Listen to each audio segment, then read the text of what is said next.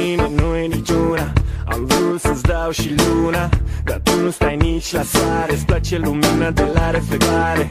Eu ți-am oferit de toate, dar nu m-am gândit că poate dintre toate cele visate, cel mai mult vrei celebritate.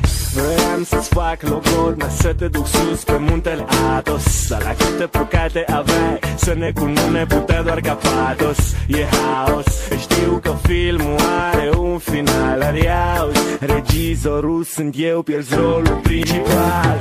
Ai fost vedeta mea, un star de cinema, și mai vrei și cumva cu acel je ne sais quoi.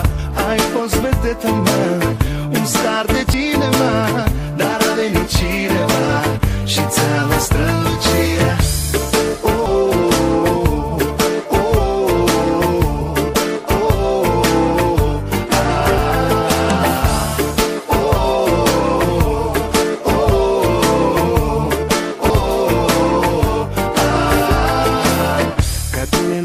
Tot timpul am vrut să stezi și tipul, dar tu vrei să apare în imagini și alea să fie pe primele pagini. Eu ți-am oferit o casă, o viață fără riscuri, dar nu m-am gândit că de fapt tu vrei o viață în casa de discuri. Și erai steaua mea și lângă tine eram teafă.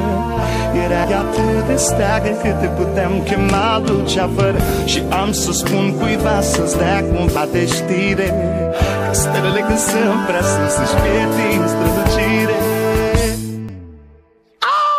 Ai fost vedeta mea, un star de cinema, și mai vrei și cumva cu acel je ne sais quoi. Ai fost vedeta mea,